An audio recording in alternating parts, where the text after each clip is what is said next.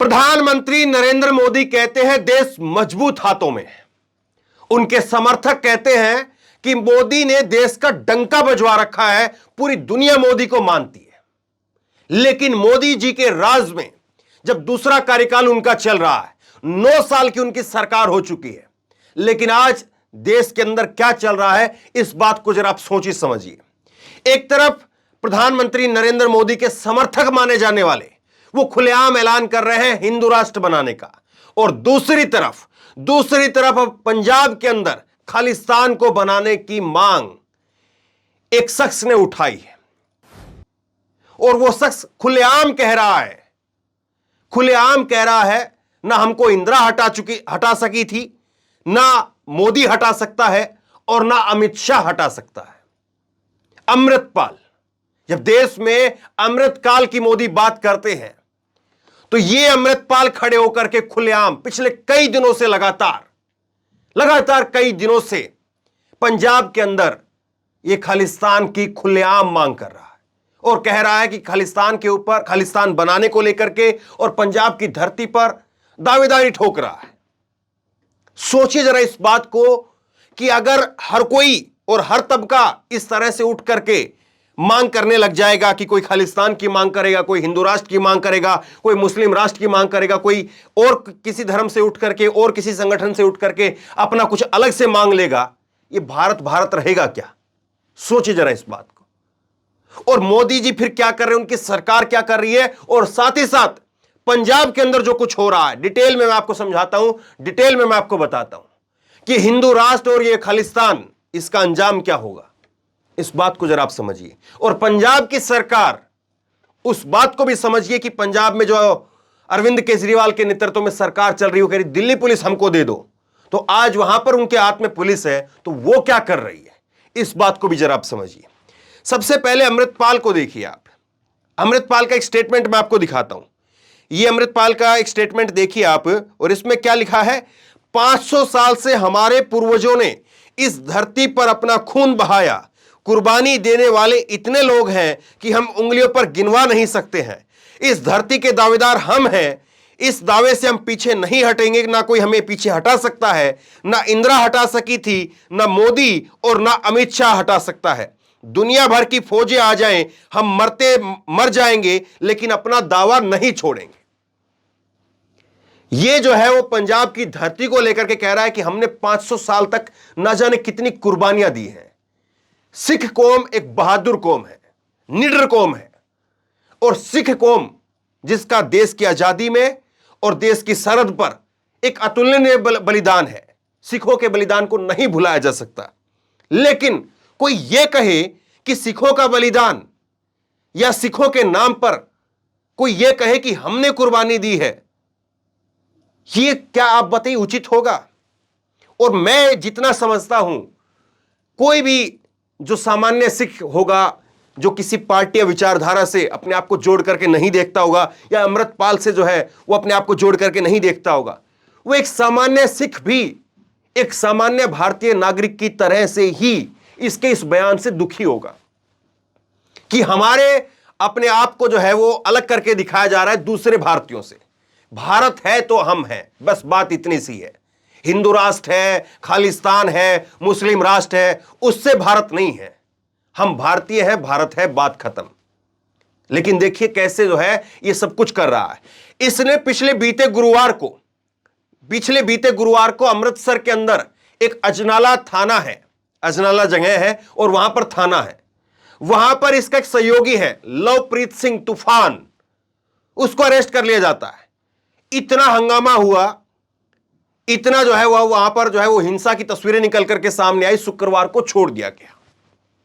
और अब ये क्या कह रहा है, ये खबर आप देखिए आज तक की, अमृतपाल सिंह ने उगला जहर, अजनाला की घटना हिंसक नहीं है, असली हिंसा भी बाकी है। अब समझ में 2-3 चीजें नहीं आती हैं। पहली बात तो वहां पर स्टेट गवर्नमेंट की बात करते हैं। वहां पर पंजाब में आम आदमी पार्टी की भगवंत मान की सरकार चल रही है, और सीधे सीधे प्रदेश की सुरक्षा की जिम्मेदारी वो वहां की पुलिस के अंडर आती है। और पुलिस पूरी तरह से, क्योंकि पूर्ण राज्य है, तो पुलिस पूरी तरह से पंजाब सरकार यानी भगवंत मान उनके नेतृत्व में, उनके अंडर है। अब भगवंत मान क्या कर रहे हैं? भगवंत मान जो है वो पहुंच जाते हैं, इन हालातों के बीच में भी वो मुंबई में पहुंच जाते हैं। अरविंद केजरीवाल के साथ में मुंबई चले जाते हैं और मुंबई जाकर के वहां पर उद्धव ठाकरे के साथ में फोटो खिंचवा रहे हैं। वहां पर अपनी अपनी राजनीतिक पारियां जो है वो आगे बढ़ाने की चर्चाएं हो रही हैं। अब बताइए, ये उचित है कि आपके प्रदेश की हालत यह है और एक शख्स खुलेआम बोल रहा है, एक शख्स का संगठन उठ करके वो खुलेआम जो है वो थाने के ऊपर हमला कर देता है और उसके जो अनुयायी हैं, उसके जो लोग हैं, वो लाखों की तादाद में बताए जा रहे हैं। और इसके बैकग्राउंड को भी मैं आपको समझाऊंगा। लेकिन पंजाब की सरकार वो क्या कर रही है आखिरकार, और पंजाब की सरकार आखिरकार छोड़ क्यों रही है? यह सवाल पंजाब की सरकार से पूछा जाएगा। अब दूसरा सवाल सेंट्रल गवर्नमेंट से पूछा जाएगा, यानी मोदी सरकार से। जब एक शख्स खुलेआम इस तरह से बोल रहा है, खुलेआम देश के प्रधानमंत्री को, खुलेआम देश के गृह मंत्री को इस तरह की धमकी दे रहा है और खुलेआम खालिस्तान की बात कर रहा है, तो आप क्या हाथ पर हाथ धर करके बैठे हुए हैं?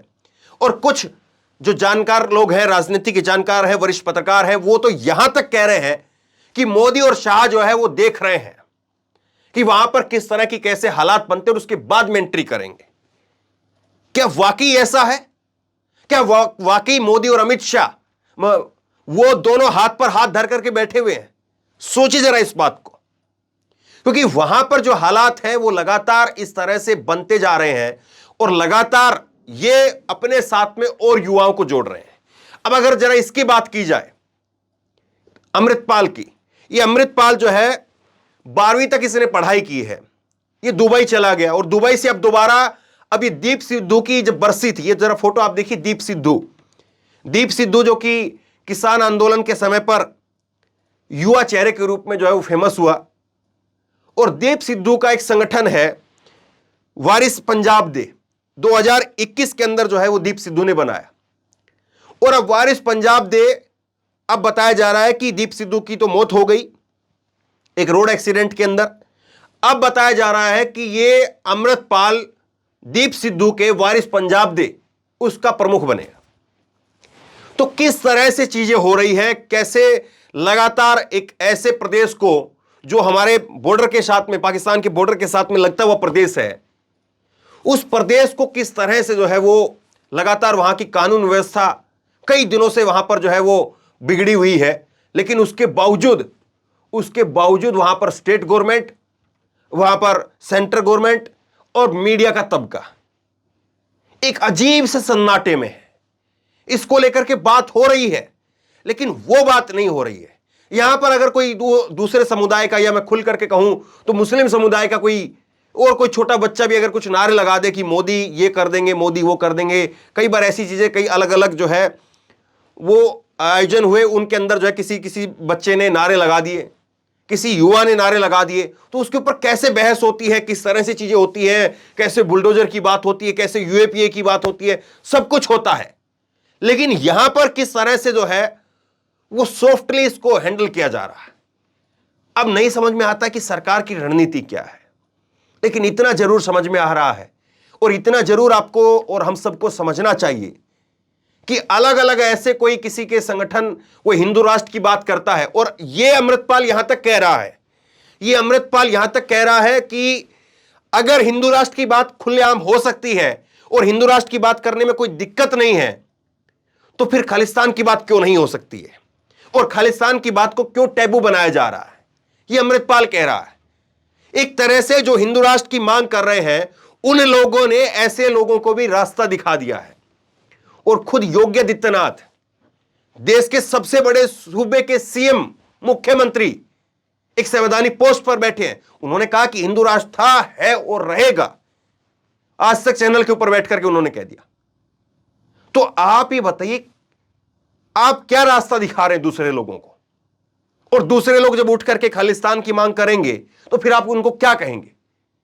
वो तो कह रहे हैं, आप ही का सहारा ले रहे हैं कि आप अगर हिंदू राष्ट्र के ऊपर आसानी से कोई चर्चा हो सकती है तो खालिस्तान पर क्यों नहीं?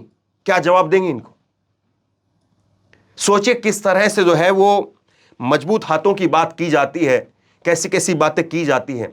लेकिन क्या वाकई वो चीजें उतनी दुरुस्त है भी, या केवल और केवल जो है मीडिया में, अखबारों में एक छवि बनाई जा रही है, और बाकी जमीन पर और खास करके पंजाब में जो कुछ हो रहा है वो वाकई सोचने को मजबूर करता है। पंजाब की सरकार कैसे वहां पर लाचार नजर आ रही है। अगर कोई और भाजपा की सरकार होती तो अभी तक जो है अरविंद केजरीवाल या और विपक्ष के नेता उस पर बोलते, लेकिन वहां पर कैसे चुप्पी साधी हुई है, क्योंकि भाजपा की सरकार नहीं है, और ये बिल्कुल गलत है। भाजपा की सरकार हो तो भी सवाल पूछिए, भाजपा की सरकार ना हो तो भी सवाल पूछिए, कांग्रेस की सरकार हो, ममता बनर्जी की सरकार हो, और किसी की सरकार हो, ऐसे कोई किसी को खुला नहीं छोड़ा जा सकता। और अगर सब लोग ऐसे ही मुंह उठा करके कोई हिंदू राष्ट्र की मांग करेगा, कोई खालिस्तान की मांग करेगा, तो कहां पर भारत रहेगा? इस बात को जरा आप सोचिए। आप क्या सोचते समझते हैं इस पूरे प्रकरण को लेकर के? हिंदू राष्ट्र की मांग कितनी जायज है उसको लेकर के आप बताइए। खालिस्तान की ये जो मांग कर रहा है, इसकी जो मांग है वो कितनी जायज है, वो आप बताइए। नीचे कमेंट बॉक्स में अपनी राय जरूर दीजिए, इस वीडियो को खूब शेयर कीजिए, और इसी तरह तमाम खबरों के लिए ऑनलाइन न्यूज़ इंडेक्स सब्सक्राइब कीजिए, साथ में जो बेल आइकन है घंटी उसको जरूर दबाइए, ताकि जैसे कोई खबर अपलोड करें उसकी नोटिफिकेशन सीधे सबसे पहले आपको मिल सके। धन्यवाद। इस खबर को अभी लाइक करें, शेयर करें, अभी चैनल को सब्सक्राइब करें और घंटी जरूर दबाएं।